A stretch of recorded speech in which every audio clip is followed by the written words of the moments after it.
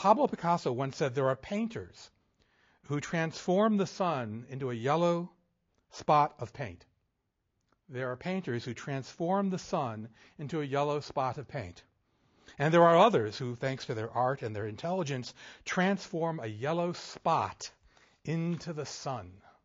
They transform a yellow spot into the sun.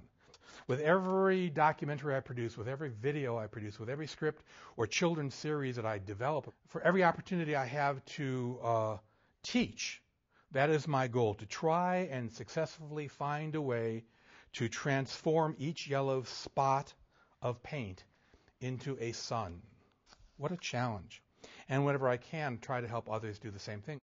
The question is how to find out the opportunities so that you can, nourish this fire. This whoosh that happens when you release your Pendragon's fire, as I call it. Shakespeare used to call it rough magic.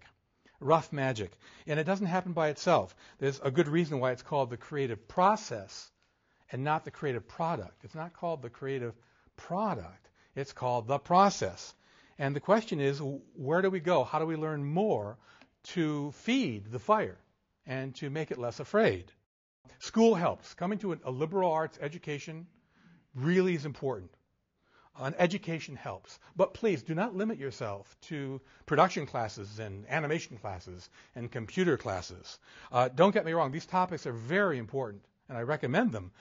They're core, they're key, but don't limit yourself. They can only help you learn about the medium and not the message. The medium's important. Radio or television or computer or the web, it's all very important.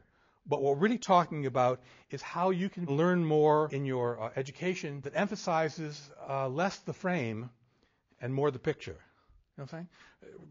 Production classes will teach you how to produce. That's the frame. That's a way that you can learn how to express yourself. But it's not the picture. It's not you are the picture, your fire, and how you choose to express your art. And to take that paint, that spot of paint, and turn it into a sun. That's the picture. The question is, okay, so where do you go for the good stuff? Where do you find?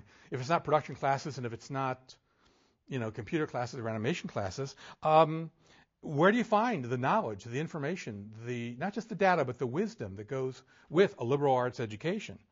You seek it out. You look for it in books and magazines, newspapers, online, with friends and family, personal experiences in the world. Relationships are very important to reinforcing this inner knowledge. As a writer, a producer, a director, as a spot remover and a sun maker,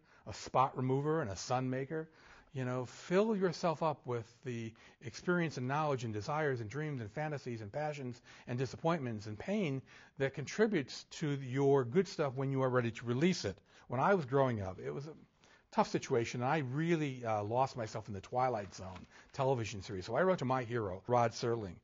And I said, dear Mr. Serling, I want to be just like you. How do I do this? How do I become a writer? How do I, get this fire out of me that is so critical to my happiness? And he wrote back and told me how to access this other dimension. And I framed it.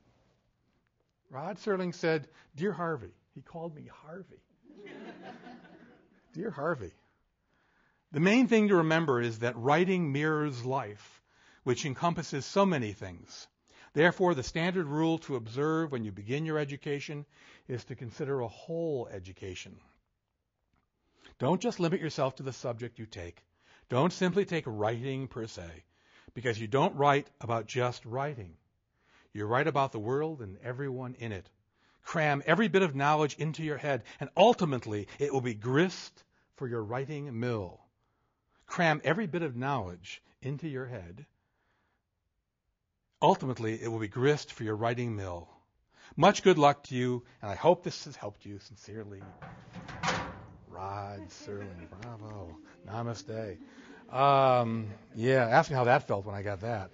But then I was 12 years old. I was so brave. I thanked him for the letter and asked if he could send me a script of The Monsters Are Due on Maple Street. What nerve young people have. Thank God. I would never do that now.